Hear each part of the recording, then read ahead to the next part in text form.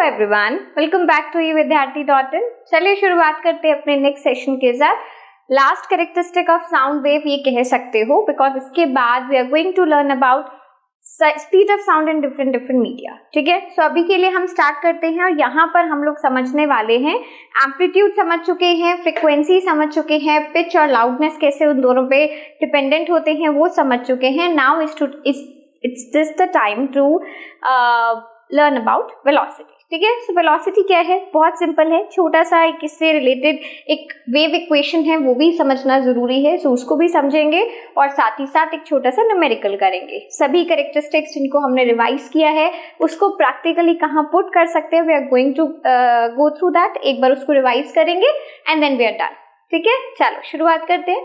So velocity क्या होती है, बहुत सिंपल है। वेलोसिटी हमेशा वो डिस्टेंस जो कि 1 सेकेंड में ट्रैवल किया गया है तो आप उसको वेलोसिटी या फिर स्पीड कह दोगे। तो यहाँ पर the distance travelled bye a wave in 1 second is called velocity या फिर स्पीड ऑफ द वेव। कौन सी वेव है, साउंड वेव है, वी ऑल नो दैट। ठीक है, तो अब यहाँ पर इन्होंने एक बात बोली है द डिस्टेंस ट्रैवल्ड। और अगर आपको मेरा सेशन कैरेक्टरिस्टिक्स वाला सबसे पहला सेशन अगर याद हो तो वहां पर हमने एक वर्ड समझा था विच इज वेवलेंथ।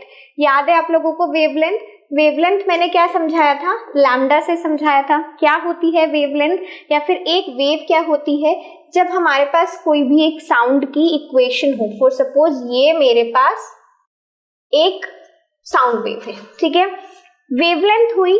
अगर मैं वेव की सबसे पहले बात करती हूँ तो वेव हुई यहां से स्टार्ट होकर ये एक वेव हो गई, तो ये हमारी एक वेव है। लेकिन अगर मैं बात करती हूँ वेवलेंथ की तो वेवलेंथ होता है सक्सेसिव कंप्रेशंस या फिर सक्सेसिव रेयरफैक्शंस। ये हिस्सा, इसको हम क्या कहते हैं, वेवलेंथ। किससे डिनोट करते हैं, लैम्डा से। तो यही वेवलेंथ मेरी पूरी साउंड की इक्वेशन को बनाता है, साउंड की वेव को बनाता है। ठीक है ना, तो इसका मतलब है यही मेरा डिस्टेंस है। तो अगर मुझे निकालना है वेलोसिटी जिसका फॉर्मूला है distance upon time period, time period हमने समझा हुआ है, डिस्टेंस हो गया वेवलेंथ। तो वेवलेंथ यानी कि लैम्डा, तो आपका जो फॉर्मूला बनेगा वो क्या बनेगा, वेवलेंथ अपॉन टी। समझना चाहते हो, देखना चाहते हो? देखो नेक्स्ट मैंने आपको एक बार समझाया, अच्छा नहीं समझाया हुआ है, ठीक है कोई बात नहीं, मैं समझा देती हूँ, यहाँ पर पूरा लिख देती हूँ आप लोगों के लिए। तो वेवलेंथ बेसिकली आपका लैम्डा हो गया है, टाइम टेकन यानी कि आपका टाइम टी हो गया। करें इसे, चलो इसे साथ में करते हैं, कोई बात नहीं, हमें जरूरी नहीं है कि सब कुछ चाहिए हो। सो बेसिकली हम लोगों ने समझा है कि v बोले तो velocity is nothing else but the distance upon time period, यही लिखा था मैंने। ठीक है, तो मेरा जो डिस्टेंस है यही होता है वेवलेंथ। तो वेवलेंथ क्या हुई, वेवलेंथ को मैं अगर ये ना लिखती तो मैं सीधा सीधा एक लैम्डा लिख सकती हूँ। चलो ठीक है, तो मैं इसकी जगह पे, क्योंकि अब आपको पता ही है इसलिए मैं एक बार पूरा ढंग से आपके लिए लिख देती हूँ। वी हैव वेवलेंथ और टाइम पीरियड को हम टी से डिनोट करते हैं।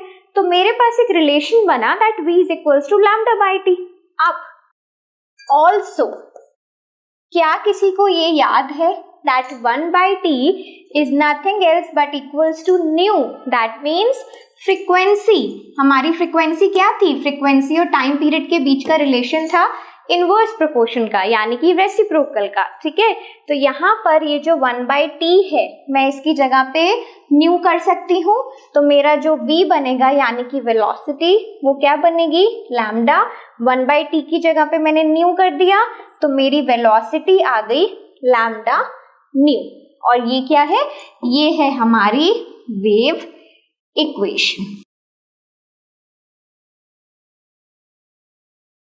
हो गई क्लियर? तो ये आपकी वेव इक्वेशन है, ये इंपॉर्टेंट है एग्जाम पॉइंट ऑफ व्यू से। एक तो ये फॉर्मूला इंपॉर्टेंट है एग्जाम पॉइंट ऑफ व्यू से, कोई भी न्यूमेरिकल अगर आता है तो ये, और एक ये हिस्सा 1 by t is equals to frequency. ठीक है, तो एक छोटा सा क्वेश्चन आप लोगों के लिए लिया है यहाँ पर, एक बार देख लेते हैं उसको। What is the frequency of sound wave? Sound wave की फ्रीक्वेंसी हमें बतानी है जिसका टाइम पीरियड हमें टाइम मतलब सेकेंड्स में गिवन है। तो अगर मैं बात करती हूँ फ्रीक्वेंसी की जिसको मैं न्यू से इंडिकेट कर रही हूँ which is equals to 1 by t, तो इसका मतलब हो जाएगा 1/0.05। अब इसको जिस मर्जी तरीके से कैलकुलेट करना है कर लो, अपने आप आपके पास आ जाएगी 5 100 डिवाइडेड बाय 5 इज 20, तो फ्रीक्वेंसी आपके पास आती है 20। क्लियर हो गई ये बात? डन है। चलो यहाँ तक हम लोगों ने कर लिया। क्या होती है फ्रीक्वेंसी, किस में डिनोट करते हैं?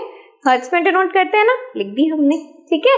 चलिए, सो यहाँ पर हमारी सारी कैरेक्टरिस्टिक्स खत्म होती हैं। ये सेशन भी छोटा सा था, सिर्फ आपको समझाने के लिए। वेलोसिटी, एम्पलीट्यूड और फ्रीक्वेंसी को अगर रिवाइज करना चाहते हो तो एक बार फिर भी बता देती हूँ। एम्पलीट्यूड हमेशा होता है डिस्टेंस, जिसने इसे प्रीवियस सेशंस नहीं लिए हैं वो लोग देख सकते हैं।